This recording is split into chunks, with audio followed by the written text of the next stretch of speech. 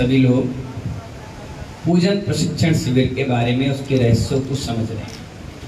कल हमने मंदिर में भगवान को चावल चढ़ाना चाहिए, कब चढ़ाना चाहिए, कैसे चढ़ाना चाहिए, क्या उसका रीजन है, इस बारे में समझने का प्रयास किया।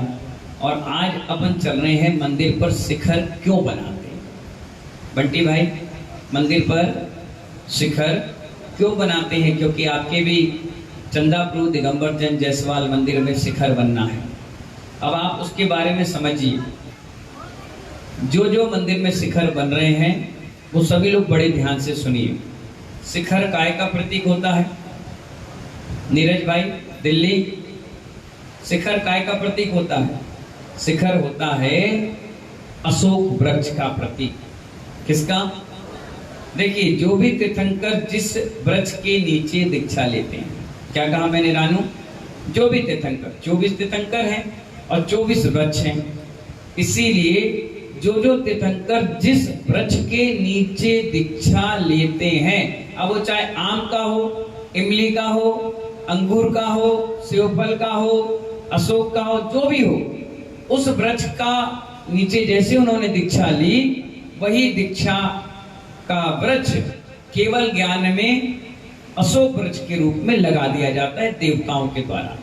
और उसमें ना सूखापन होता है, ना रूखापन होता है, ना उसमें कोई दिक्कत पतझड़ होता है, ना कुछ। देवोपनीत वृक्ष होता है। उसी के चंद्रकांत मणि पर प्रभु क्या करते हैं? विराजमान होते हैं, किसमोज करते हैं, दीक्षा लेते हैं। और दीक्षा के बाद केवल ज्ञान भी उसी वृक्ष के नीचे होता है और वही वृक्ष उनके समोषण में लगा दिया जाता है, जो प्रभु की हाइट से 12 गुना होता है। कितना? अगर मूर्ति मंदिर में 5 फुट की है, कितने? तो शिखर कितने फुट का होगा? 61। 1 फुट एक्स्ट्रा ही रहेगा, 59 नहीं रहेगा। अगर 59 रहा तो वास्तु दोष प्रारंभ हो जाता है। क्या हो जाता है? इसलिए जितने भी मूलनायक भगवान हैं उनसे 12 गुना शिखर बनाया जाता है। इसलिए क्योंकि जिस वृक्ष के नीचे भगवान दीक्षा लेते हैं उनके हाइट से वो 12 गुना रहता है। 500 धनुष किसकी थी हाइट? आदिनाथ भगवान की। तो कितने धनुष हो गया वो? 6000 धनुष। कितने? 6000 धनुष ऊंचा कौन सा वृक्ष होता है? अशोक वृक्ष। ठीक है, इतना ऊंचा। और भगवान महावीर का 7 हाथ था तो कितना हुआ है? 94 फुट है और 84 फुट, सॉरी 84 फुट का रहेगा। और ऐसे ही जैसे अगर आप भी दीक्षा लिए और आप तीर्थंकर बने, आपकी हाइट अगर 5 फुट की है तो 60 फुट 61 फुट करीब करीब का वो 12 गुना रहता है। जितनी हाइट है उससे 12 गुना। ऐसे ही मंदिर पर कैलाश चंद जी, अगर आपके मूलनायक भगवान 5 इंच के हैं तो 12 गुना कितने हुए? 60 इंच का। अगर इतना शिखर है तो बढ़िया है, लेकिन आपने मंदिर बड़ा किया है, प्रतिमाएं बहुत सारी, वेदी बड़ी है, तो अब वो 60 इंच का नहीं चलेगा, अब वो चलेगा 60 प्लस। क्या चलेगा? इतना बना लीजिए जिससे आसपास के लोगों को मकान बनाने के बाद शिखर नीचा ना दिखे। कम से कम 10, 15, 20 फुट, 21 फुट बना लो, काफी है, अच्छा सुंदर दिखे रोड से। इसीलिए शिखर बनाया जाता है, ठीक है ना? 12 गुना। वो अशोक वृक्ष का प्रतीक होता है। किसका? अशोक वृक्ष का।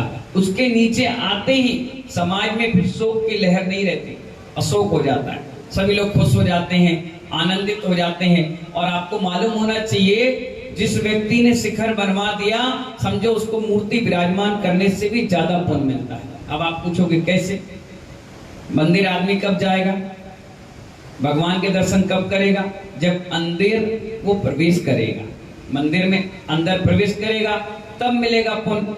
लेकिन शिखर 50 किलोमीटर, 20 किलोमीटर, 10 किलोमीटर, आधा किलोमीटर, 1 किलोमीटर दूर से दिखने लग जाती है, आदमी स्वयं हाथ जोड़कर प्रणाम करता है, तो मंदिर की मूर्ति से ज्यादा पुण्य वो वहां इकट्ठा कर लेगा। समझ में आया? इसीलिए मंदिरों में शिखर बनाया जाता है। इसीलिए शिखर अशोक वृक्ष का प्रतीक होता है, समाज की समृद्धि का प्रतीक होता है। वैभवशाली समाज रहती है और उस शिखर से निकलने वाली आभा मंडल पुण्य वर्णाओं से उस समाज में सुख, शांति और समृद्धि का वास हो जाता है। इसलिए शिखर कभी तड़के हुए टूटे हुए, खराब या चितिर-पितिर नहीं बनाए जाते और कभी शिखर रंगीन नहीं बनाए जाते। व्हाइट कलर का होता है। कौन से कलर का? व्हाइट। रंग बिरंगा पोत दिया नहीं, उससे समाज के मन पर असर पड़ता है। ये सिर है और सिर को रंग बिरंगा कर दो तो क्या होगा? आदमी के मन भी रंग बिरंगे हो जाएंगे। क्या हो जाएंगे? हाँ, रंग बिरंगे का मतलब मन डाइवर्ट हो जाएगा, घूमेगा।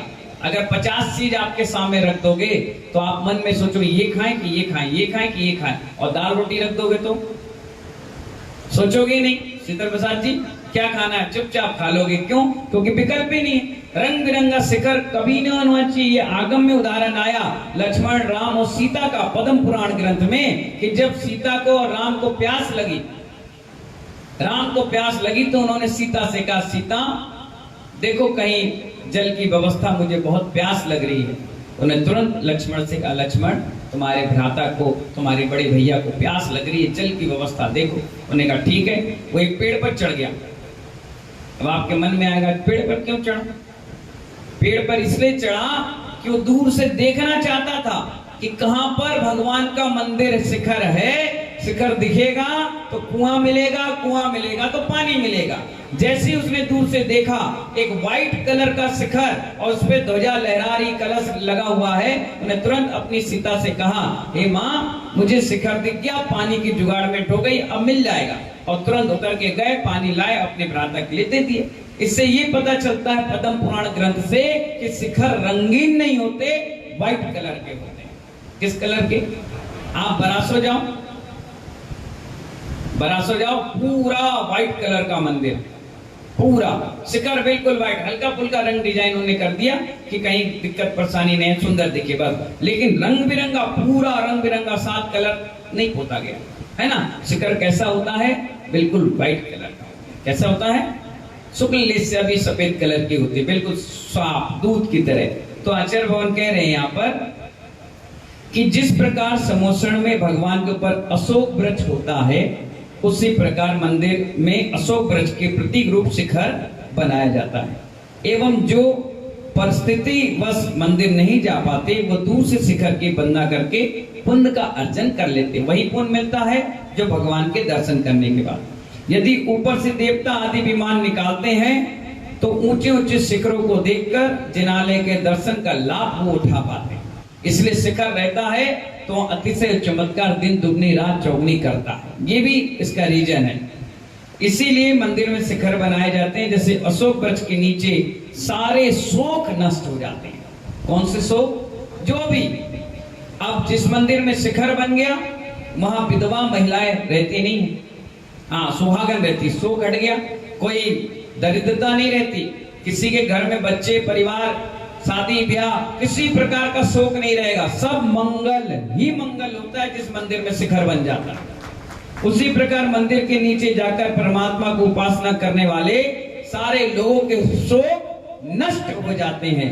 मंदिर के शिखर प्रकृति से विशुद्ध परमाणुओं को संग्रहित कर मंदिर के नीचे पहुंचाते हैं, जिससे मंदिर का वातावरण शुद्ध बनता है और उद्देश्य की पूर्ति के लिए मंदिर में शिखर बनाए जाते हैं। आप पिरामिड देखो मिस्र के, कैसे बनते हैं? यूं क्यों बनते हैं? वैज्ञानिक रीजन है कि जब ऊपर आकाश से एनर्जी आती है तो एनर्जी लेवल कलश पे, शिखर पर, ध्वजा से टकराकर नीचे आती है और नीचे अपन सभी लोग ढेरों सारे मंत्र बोलते हैं, स्वाहा, क्लीम, रूम, भक्तांबर, महावीरष्टक, ओम ह्रीम श्रीम, कितने मंत्र बोलते हैं। तो ये आवाज गूंज के शिखर से टकराती है। शिखर से टकराने के बाद उसमें छेद होता है, छेद से कलश और कलश से ध्वजा से टकराकर 18 किलोमीटर एरिया, एक योजन कहा गया, कितना? एक योजन है 18 किलोमीटर एरिया में वो फैल जाती हैं, जिससे आसपास रहने वाले जितने परिवार हैं जब वो वहां से निकलते हैं तो अपने आप स्वतः धार्मिक हो जाते हैं, शांत वातावरण रहता है और सबके घर में मंगल होता है। इसलिए क्या बनाए जाते हैं? शिखर। और जिस मंदिर में शिखर नहीं वो मंदिर कहलाते नहीं, वो चैत्यालय कहलाता है। क्या? जैसे पुलिस वाला कोई है कि नहीं, तो संविदा में नौकरी लग जाती कि नहीं लगती? नौकरी लगी कि नहीं लगी? संविदा में नौकरी तो लगी है, पगार भी कम मिलती है, लेकिन परमानेंट नहीं रहता। इसी प्रकार चैत्यालय है, दर्शन करो, पूजा करो, पाठ करो, लेकिन वो एनर्जी लेवल नहीं मिलता जो शिखर बंद मंदिर में मिलता।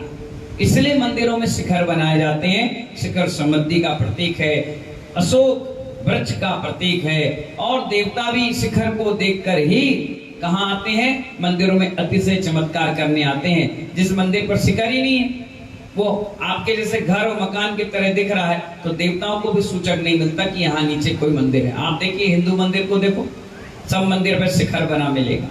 यहाँ तक कि मस्जिद बनी हुई है, उसमें भी शिखर और कलश लगा मिलेगा। गुरुद्वारा भी है, उसमें भी शिखर और कलश मिलेगा। पर आपके मंदिरों में कलश नहीं है, आपके मंदिरों में शिखर नहीं है, इसलिए उनकी प्रसिद्धि बढ़ रही है और तुम्हारी प्रसिद्धि दिन दुनी रात कम होती चली जा रही है। इसी के कारण हमारे समाज में शोक की लहर फैली, आपसी में मनमुटाव हो रहा है, लड़ाइयां हो रही हैं। क्यों?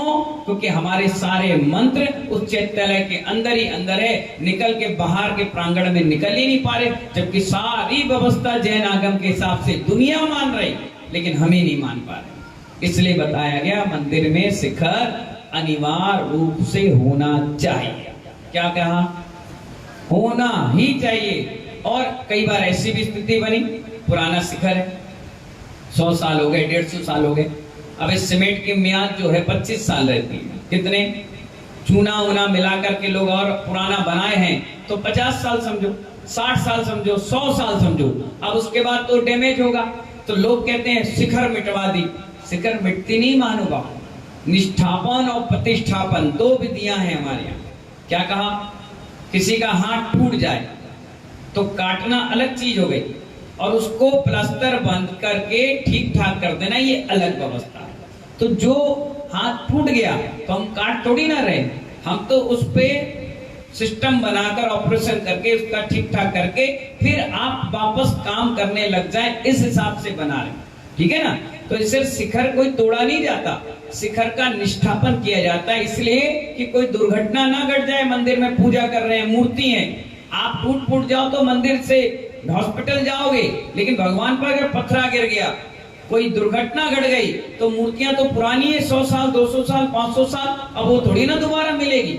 इसीलिए मूर्तियों को हटाकर एक स्थान पर रख दिया जाता है, विनय भाव के साथ एक विधान किया जाता है, जाप की जाती है, ओम ह्रीम श्रीम, ओम ह्रीम अस्य उषा नमः सर्व विघ्न शांतिं कुरु कुरु स्वाहा। इस मंत्र की जाप करके 1.25 लाख, 2 लाख, 5 लाख, 10 लाख माला का संकल्प लिया जाता है, एक समय लिया जाता है, फिर शिखर को धीरे धीरे उतार कर अलग कर दिया जाता है, फिर फाउंडेशन बनाई जाती है, फिर शिलान्यास किया जाता है, फिर शिखर बनाकर वापस कलश चढ़ाकर भगवान को विराजमान किया जाता है। अब 50-100 साल आपका शिखर देखने की जरूरत ही नहीं, अब बनकर तैयार हो गया।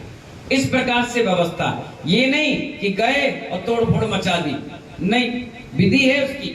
विधि से करोगे तो कभी भी आपको कोई दिक्कत परेशानी नहीं आएगी, कभी कोई नहीं आएगी, और आप आराम से करिए। अपन ने 58 मंदिरों का जीर्णोद्धार कराया, कोई दिक्कत कोई परेशानी, सब बन गए बढ़िया, तैयार होके अपनी गगनचुंबी शिखर बढ़िया लहरा रहे ध्वजा के साथ, और प्रभावना हो रही। और अगर आपको नहीं तोड़ना है, नहीं करना है, तो बैठे रहो, एक ना एक दिन कभी भसड़ जाएगा, गिर जाएगा, फिर लेने के देने पड़ेंगे, फिर चिल्लाते रहना। नहीं, व्यवस्था तुरंत बना लीजिए। कभी भी महानुभाव ज्यादा लेट मंदिरों के काम नहीं करना चाहिए, जल्द से जल्द करना चाहिए, समय से पहले करना चाहिए। अगर 3 महीने का संकल्प लिया है तो 2.5 महीने में कर लेना चाहिए। अब 3 का संकल्प लिया और 6 महीने हो गए, 8 महीने हो गए, साल भर हो गए, नहीं।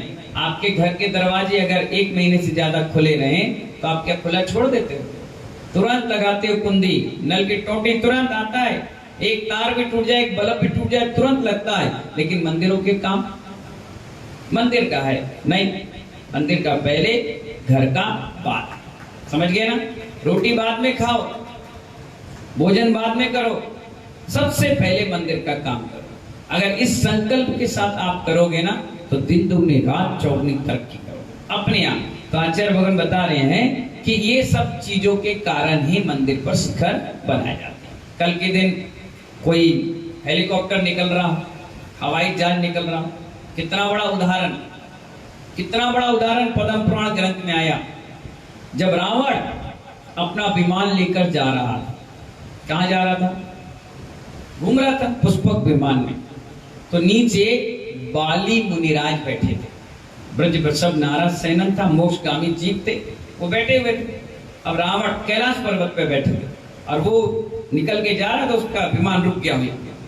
रुक गया तो उसने देखा, है मेरा विमान किसने रोक दिया? मानी घमंडी था, 500 विद्याओं का स्वामी था, विद्याधर था, और एक नंबर का ताकतवर। हम कौन रुका? नीचे देखा तो है ये बाली, अच्छा मुनि बन गया है, निहत्ता है, अब बताता हूं इसको। वो नीचे उतरा और विक्रिया रिद्धि थी, उसके बाद तो तुरंत शरीर छोटा बना लेता था, बड़ा कर लेता था, 150 रूप बना लेता था अपने आप। लोगों की इतनी विद्याधर था, इसलिए तो लोग डरते थे उससे लड़ने के लिए। वो आज यहाँ दिखेगा, कल वहां दिखेगा, 1 मिनट में इधर से उधर हो जाए, तुम कहां मारोगे, कहां तीर चलाओगे, वो भटका देता था। इतना छोटा सा चूहे जैसे, चींटी जैसा बना और पहाड़ के नीचे घुस गया। और घुसने के बाद उसने पूरा पहाड़ उठाया और पटकना चाहा। बाली मुनिराज ने देखा, अगर मुझे मारने के लिए इसने एक प्लान बनाया है तो मेरे साथ साथ कितने सारे पशु पक्षी, भगवान, जिन मंदिर सब खत्म हो जाएंगे। उन्होंने कुछ नहीं किया, उन्होंने अपना अंगूठा पैर कर लिया और धीरे से पहाड़ को दबा दिया और रावण दब गया वहां। और चिल्लाने जो चिल्लाया चिल्लाया। पहले उसका नाम था दशानन। क्या नाम था? हाँ, क्यों दशानन पड़ा नहीं मालूम आपको? अरे दशानन ऐसे पड़ा क्योंकि माँ जो थी, सुंदर दिखता था रावण, ऐसे भूत जैसे नहीं था, बहुत सुंदर, बड़ा रूपवान था, कमंड था बस। उसकी माँ ने अपने गले से 9 लखा हार पहना दिया, 9 रत्नों वाला हार उसके गले में पहना दिया। तो उसका एक चेहरा और 9 उसमें चेहरे दिख रहे थे, तो इसलिए 9 और 1 कितने हो गए? 10। तो लोग कहने, देखो इसका चेहरा 10 प्रकार से दिख रहा है, तो 10 प्रकार से उसका नाम दशानन पड़ गया। क्या पड़ गया? दशानन पड़ गया। अब जब यहाँ रोया, चिल्लाया, इतनी जोर से चिल्लाया कि लंका तक आवाज पहुंच गई। इतने जोर जोर से, इतना दबा दिया हमने कि ये कहीं पहाड़ को ना पटक दे। क्यों? क्योंकि मुनिराज कभी किसी को कष्ट नहीं पहुंचाते, लेकिन भगवान का मंदिर तोड़ रहा था हमारे साथ साथ, तो उन्होंने दबा दिया, दबा चिल्लाया, लंका तक आवाज पहुंची, सारे लोग दौड़ के आ गए और उन मुनिराज से क्षमा मांगी। तो उसका नाम रोने के कारण रोवण से रावण पड़ गया। क्या पड़ गया? दशानन, और दशानन से रोवण से रावण पड़ गया, फिर रावण फेमस हो गया। आज के समय में ना तो कोई दशानन नाम रखता है और ना रावण नाम रखता है, कोई रखते ही नहीं। कोई मां नहीं चाहेगी कि मेरा बेटा रावण जैसा हो, हर कोई चाहता है किसके जैसा हो? राम जैसा। कोई नहीं रखता, है ना? तो बाली मुनिराज ने उसको रोक दिया, यानी ब्रज वृषभ नारद सैनन का मोक्षगामी जीव के आगे कोई फ्लाइट, हेलीकॉप्टर उड़ता नहीं है। क्यों? क्योंकि शिखर की वर्गणाएं ऐसी आ जाती हैं कि वो उधर उड़ते नहीं, अलग निकल जाते। कई बार ऐसी स्थिति बनी, हेलीकॉप्टर, हवाई जहाज गया भी शिखर के ऊपर तो क्रैश हो गया, एक्सीडेंट हो गया, या उसके तकनीकी खराबी आ गई, उसे तुरंत लैंड करना पड़ा। इसलिए वायु एयरफोर्स वाले भी वहां नहीं जाते हैं जहां पर शिखर बने होते हैं, उसमें लाइट लगाई जाती है कि इससे इंडिकेटर रहता है कि कल के दिन कोई दुर्घटना ना घटे। ठीक है ना? ये भी शिखर का बहुत बड़ा महत्व है। चलिए आगे पढ़ते हैं। शिखर पर कलश क्यों लगाए जाते हैं? अभी अपन शिखर के बारे में पढ़ लिए, है ना? अब जिस मंदिर में शिखर बन गया तो उस पर कलश भी लगेगा। अब कलश लगाते क्यों है? हरिशंकर अग्रवाल जी, बहन आपसे पूछे कि आपने हमारे कलश की बुकिंग करी है तो कलश क्यों लगाते हैं, उनको ये वीडियो भेजना, देखो तुम्हारे कलश के बारे में महाराज जी बता रहे। सुनिए, कलश मंगल और पूर्णता का प्रतीक है। किसका प्रतीक? कोई महिला तैयार हो जाए और तैयार होकर बिल्कुल खड़ी रहे और उसके माथे पे सिंदूर ना लगे तो अब क्या कहोगे?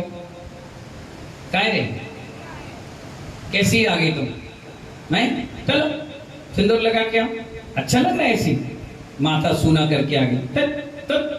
लड़की तुरंत जाती है और सीधे सिंदूर अपने माथे पे लगा लेती है। फिर माँ कहती, वाह अब तुम बहुत रूपवती लग रही, हमारी जैसी बहू पूरी दुनिया में नहीं, क्या सुंदर लग रही। तारीफ करती। क्यों? क्योंकि अब वो महिला पूर्णता को प्राप्त हो गई, मंगल हो गई। क्या हो गई? मंगल। इसी प्रकार मंगल कलश पूर्णता का प्रतीक है। मंदिर पर कलश चढ़ गया, समझो मंदिर पूर्ण हो गया। क्या हो गया? शिखर मात्र बनाने से भी पूर्णता को प्राप्त नहीं होता, मंगल कलश चढ़ाते ही मनोकामनाएं पूर्ण हो जाती हैं। इसी भक्तांबर की पुस्तक जो आपको दी गई है उसमें एक कथा आई है राजा की। उस राजा के संतान नहीं थी, 15-20 साल 25 साल हो गए और राजा बड़ा परेशान अपनी पत्नी से। पत्नी बार बार कहती कि पता नहीं आप दूसरी शादी कर लो, बोले नहीं। उन्होंने कहा बच्चा गोद ले लो, बोले नहीं। होगा मेरे भाग में तो मिल जाएगा, नहीं होगा तो अपन ऐसे सही। राजा की पत्नी कह रही इतना बड़ा साम्राज्य, इतना पैसा रुपया, हमारे वंश को कौन आगे बढ़ाएगा, एक बच्चा तो चाहिए। बोले नहीं नहीं नहीं। आखिरकार मुनिराज आए, उनसे बातचीत चली। उन्होंने कहा तुमने मंदिर पर कभी कलश चढ़ाया है? बोले नहीं। पूजा करने गए? बोले नहीं। अभिषेक करने गए? बोले नहीं। अब एक काम करो, पूजा अभिषेक और कलश चढ़ाना चालू करो, सोने का कलश चढ़ाना। राजा तो राजा था, उसने सोने का कलश चढ़ाया, मंदिर बनवाया, प्रतिष्ठा कराई और जैसी कलश चढ़ा 1 साल के बाद उनके यहाँ बच्चे की उत्पत्ति हो गई। और बच्चा लेकर आए साधु के पास, उन्होंने आशीर्वाद दिया, नमोकार मंत्र सुनाया। भक्तांबर की कथा पुस्तक में दिया है पढ़ना। तो कलश पूर्णता और मनोकामनाओं को पूर्ण करने वाला होता है। तो आचार्य भगवान कहते हैं पूर्णता का प्रतीक होता है। मानव जब परमात्मा की सतत साधना करता है तो वो पूर्ण या परमात्मा हो जाता है। मानव का कर्मिक विकास ही परमात्मा है। जिस तरह कलश सबसे नीचे बड़ा 7 भागों में होता है, बड़ा फिर छोटा फिर छोटा फिर छोटा फिर ऊपर, है ना, 4 चक्री और 3 कलश। इस प्रकार 7, 9, 11 चक्रियों में वो लगाया जाता है। तो सबसे नीचे बड़ा, फिर ऊपर दूसरा, फिर तीसरा, फिर छोटा, क्रमशः शून्यता की ओर पहुंचाता है। वैसे ही मनुष्य जैसे जैसे आकांक्षाएं, कामनाएं, वासनाओं से छूटता है, वैसे ही मनुष्यता को उपलब्ध होकर परमात्म तत्व को प्राप्त कर लेता है। इसी प्रेरणा से हमें मंदिर पर, शिखर पर कलश चढ़ाना चाहिए। एक एक कलश चढ़ाते चढ़ाते अपनी मनोकामनाएं, अपनी कामनाएं, अपनी वासनाएं, अपनी जितनी भी बुराइयां हैं कलश के पूर्णता के साथ छोड़ते चले जाइए और एक दिन परमात्मा बनने के लिए कदम बढ़ा लीजिए। इस प्रकार से कलश लोगों की मान्यता भी होती है कि भाई हम मंदिर में कलश चढ़ाएंगे, हमारी बड़ी भावना है, मंदिर पर हम ये करेंगे। सबसे अंतिम कार्य होता है मंदिर पर कलश और ध्वजा चढ़ाना। समझ में आ गया ना? कलश पूर्णता होता है। किसी के काम जैसे मकान है, आज शिलान्यास कर लिया, कहीं होंगे अभी डबरा में, पता चला शुरुआत करी, काम फिर बंद, फिर कुछ दिन बाद फिर चालू किया, फिर बंद। 5-5, 10-10 साल हो गए, मकान ही नहीं बन पा रहे। किसी की जॉब संबंधित है, पता चला पढ़ाई लिखाई कर ली, 2 महीने जॉब कर पाई, छूट गई, फिर 2-3 महीने बैठे रहे, फिर जॉब के लिए 2-3 महीने कर पाए, फिर छूट गई। ऐसी कई लोग की शादी ब्याह का सिस्टम है, पता चला गए, देखे बिल्कुल फाइनल स्टेज पे आ गई और लड़की वाले बोल दिए हम बताएंगे मतलब कैंसर। फिर कहीं देखा, किया काम, बातचीत चली और बिल्कुल लास्ट मोमेंट पे आया, बोले हमें घर नहीं जमा। लो भैया चलो, फिर बिल्कुल लास्ट मोमेंट पे पहुंचे, बिल्कुल पक्की हो गई, बिल्कुल अंगूठी लेके ही आ रहा है, किसी पड़ोसी ने कान पर वापस। क्या हो गया भाई साहब? हमें जमा नहीं। अरे क्या नहीं जमा? दही है, दूध है, क्या है, जमा नहीं, बताओ। बस काम ही नहीं जमा। अब वो लड़के का उत्साह ही खत्म हो गया, अब हमें शादी नहीं करना, जाओ। माँ कह रही कर ले बेटा, अब नहीं करना। अब जब अपने मन से होगा तो होगा, नहीं तो भगा के चले जाएंगे, ले आएंगे आदिवासी, हमें नहीं करना, मन खराब हो जाता है। कई ऐसे काम रुकते हैं, कई प्रकार की बीमारियां भी कोई ना कोई लगे रहती है। तो ऐसे लोगों को क्या करना चाहिए? मंदिर का शिखर पर कलश जरूर चढ़ाना चाहिए। कलश चढ़ा लो और भगवान से विनती करो कि हमारी सारी वासनाएं, कामनाएं और आदि व्याधि जो भी रुके हुए काम, आज मंदिर पूर्ण हो गया, ऐसे हमारे सारे कार्य पूर्ण हो जाए, हमें अच्छी सद्गति और मंगल कार्य के लिए आशीर्वाद दे, बस काम हो गया आपका। इसलिए शिखर और शिखर पर कलश चढ़ाते हैं। समझ में आ गया ना? अब तीसरा और अंतिम पॉइंट है, मंदिर के कलश पर साथ में एक ध्वजा लगाई जाती है। ध्वजा गाय की लगाती बताओ? रितेश, काय की लगाओगे? 2 प्रकार की ध्वजा, इसमें अपन गलत और अच्छा या बुरा नहीं कह सकते। 2 प्रकार का प्रमाण शास्त्रों में आया है, एक कपड़े की ध्वजा का और एक पीतल की ध्वजा का, है ना? पर पीतल की ध्वजा को ध्वजा नहीं कहते, उसको कहते हैं पताका। क्या कहते हैं? जोर से बोलिए, पताका। और कपड़े की ध्वजा को कहते हैं ध्वजा। क्या कहते हैं? जिसने कर्मों को ध्वज कर दिया उसके प्रतीक में लगाया जाता है ध्वजा। और यश कीर्ति की पताका दिन दुगनी फैली रहे इसलिए लगाई जाती है पताका। समझ गए? श्वेतांबर समाज में एक पताका और लगाई जाती है, उसमें ऐसा झंडा निकलते रहता है लंबा और वो पूरा लहराता रहता है और वो चौकड़ रहता है ना। और जैन समाज के दिगंबर आमनाओं में एक ऐसे पीतल का बना दिया जाता है, उसमें स्प्रिंग लगी होती है, घूमता रहता है और कपड़े की ध्वजा में पाइप लगाकर लगाया जाता है। और हमेशा नैऋत्य कोण में ध्वजा लगाई जाती है और ईशान कोण की ओर उसका मुख होता है। कभी भी ऐसा नहीं लगाया जाता ईशान में लगा दिया पीछे मुंह कर दिया, यहाँ लगा दिया उधर मुंह कर दिया, नहीं, वो भी अपशकुन होती है। इसलिए नैऋत्य कोण में लगाई जाती है और ईशान कोण की ओर ध्वजा कर दी जाती है। और कलश का जो लास्ट छोर है उससे 3 हाथ ऊपर लगाई जाती है। एक हाथ लगा दोगे, कलश यहां समाप्त हुआ और यहां से एक हाथ ध्वजा है और लहरा रही है और उस कलश से टकराएगी तो कमेटियों में हमेशा छोटी छोटी बातें होती रहेंगी, लड़ाइयां। 2 हाथ रहेगी तो उसका दूसरा फल आदेश है, 3 हाथ रहेगी तो महामंगल और शुभकारी रहेगी अपने आप, ठीक है ना। तो 3 हाथ ऊपर लगाना चाहिए, कलश से टकराना नहीं चाहिए, लपेटना नहीं चाहिए और थोड़ी दूरी करके लगाना चाहिए। फटी ध्वजा लगाने से समाज के भाग फट जाते हैं, यानी दरिद्रता आ जाती है, इसलिए फटी ध्वजा नहीं। और गिर्री लगाई जाती है, हर महीने उसको उतारो, खोलो, वो ध्वजा अलग कर दो और दूसरी ध्वजा लगा दो। अगर जिस मंदिर में ध्वजाएं लगी रहती हैं उसकी ख्याति, यश, नाम, अतिशय, चमत्कार, शांति सब दुगनी दुगनी बढ़ती चली जाती है। और इसका नतीजा आप देखिए, बरासों में एक भी ध्वजा नहीं थी, शिखर ही नहीं था मामूल नायक भगवान का। हमने लॉकडाउन में लग करके 2.5-3 महीने उसका शिखर बना दिया, शिखर बनाते कलश चढ़ गए, ध्वज लग गया। अब देखो उसकी पताका दिन दुगनी रात चौगनी, कितने लोग चारों तरफ उसका नाम चल रहा है, बरासो बरासो बरासो। क्यों? क्योंकि उसमें कलश लग गया, शिखर बन गई, पताका लग गई, भगवान विराजमान हो गए, खूब चारों तरफ वाह हो रही। क्यों? क्योंकि उसके मंदिर कंप्लीट हो गया, पूर्ण हो गया, ठीक है ना। तो इस प्रकार से मंदिर में हो रही भक्ति, पूजन, मंत्र आदि की सप्त वर्गणाओं से मंदिर के ऊपर की ओर खींचती है। क्या करती है ये? अपन कुछ भी अभी बोलेंगे तो मंत्र ऊपर जा रहा है। कहाँ जा रहा है? ऊपर। तो शिखर में घुस गया, शिखर के बाद कलश में आ गया, कलश के बाद वहां छेद रहता है, उस छेद से ध्वजा चारों तरफ उसको फैला देती है। ऊपर की ओर खींचकर ध्वजा के माध्यम से वो पुद्गल शब्द वर्गणाएं सर्वत्र हवाओं में स्पर्शित होकर के व्याप्त होती है। और जहां जहां हवा जाती है, अब सुनो, जो जो मंदिर के अगल बगल रहते हैं, जहां जहां हवा जाती है वहां वहां वातावरण शुद्ध, शांत, सात्विक, धार्मिक होता जाता है। इसीलिए कलश शिखर पर लगाया जाता है, ध्वजा लगाई जाती है। समझ गए ना?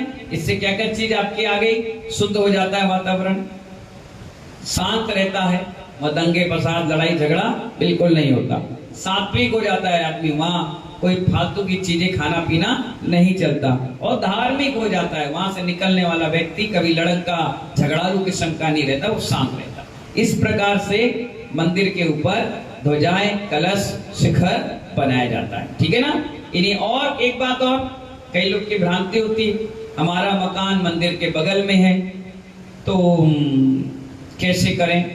अगल बगल तो मकान होना नहीं चाहिए, पहली बात। दूसरी बात, शिखर बना, अब मन में आया कि अरे महाराज जी बगल में शिखर बन गया, घबराने की जरूरत नहीं है। अगर उस शिखर की परछाई आपके घर पर पड़े तब कोई दिक्कत आती है, हालांकि जब तक परछाई नहीं पड़ेगी कोई दिक्कत परेशानी आपको नहीं आएगी। और किसी का मकान बगल में है और एक हाथी वहां से निकल जाए, क्या कहा? कम से कम 10 फुट इतनी होता है हाथी, 10 से 12 फुट जगह चाहिए उसको चलने के लिए। अगर 10-12 फुट की जगह है और वहां से हाथी निकल जाए और बीच में शिखर है, तो उस जैसा घर जिंदगी में दोबारा आपको मिल नहीं सकता। सोने पे सुहागा है, मुंह मांगे रकम देकर वो मकान खरीद लो, तुरंत खरीद लो, क्योंकि वो मकान मंगल महामंगलकारी है, क्योंकि मंदिर का पूरा पूरा आशीर्वाद आपको मिल रहा है। अब कई बार ऐसा होता है ना, शिखर बना, रोड है, उसके बाद मकान है, लोग खरीदते नहीं, अरे भैया छाया पड़ रही है। अरे आप देख लो, मंदिर के बगल से एक हाथी निकलने लायक जगह अगर है तो वो मकान आपके लिए बहुत अच्छा क्या है। हाँ, और इसीलिए मंदिर जब बनाया जाता है तो उसमें एक बाउंड्री बनाई जाती है। बाउंड्री के बाद 2-4 फुट जगह चारों तरफ छोड़ करके बीच में मंदिर बनाते हैं, जिससे कि शुद्धि के लिए आना जाना, साफ सफाई वाले सामान ले जाना लाना, परिक्रमा करना। कई बार कई लोग के नियम होते हैं मंदिर की परिक्रमा करेंगे तो उनके लिए अलग, सूतक पातक वाले हैं तो वो अलग से बाहर से कर ले, अंदर ना जाए। इस प्रकार से सारी व्यवस्थाएं बनाई जाती, इसलिए घबराने की कोई जरूरत नहीं। अगर मकान बगल में और छाया नहीं पड़ रही तो कोई दिक्कत नहीं। हाँ, छाया पड़ रही है तो दिक्कत आती है, इसीलिए इस सब चीजों का आपको ध्यान रखना है। ठीक है, अब कल अपन पढ़ेंगे मंदिर के सामने मान स्तंभ क्यों बनाया जाता है। इसके बाद मंदिर में कौन कौन से कार्य नहीं करने चाहिए। अब आप लोग जो जो करते हो वो कल पोल पट्टी खुलेगी, एक एक की पोल पट्टी खुलेगी। कौन कौन क्या करता है, कौन नाक में उंगली डाला, किसने मुंह में उंगली डाली, किसी ने क्या किया, कहां क्या नहीं किया, ये सब चीज यहाँ आएगी। कम से कम 100 से ज्यादा बातें लिखी हुई, और ये सब आप करते हो तो समझ जाओ क्या होगा। कोई करता है तो उसका क्या फल है वो भी लिखा है इसमें। तुम हमारी बताते हो, आज तुम्हारी पोल पट्टी खुलेगी। तुम कहते हो ना हमने बहुत अच्छी पूजा करी, अब पता चलेगी पूजा थी कि वो सूजा थी, अब पता चलेगा। अब आपने कितनी गलतियां करी हैं पूरे जीवन भर की, अब आपको क्षमा मांगना और प्रायश्चित लेने का समय आ गया है।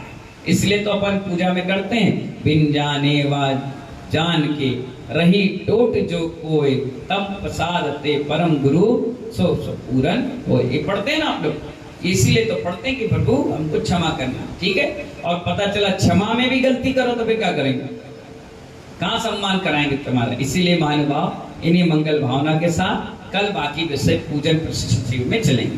ठीक है, जय बोले महावीर भगवान की।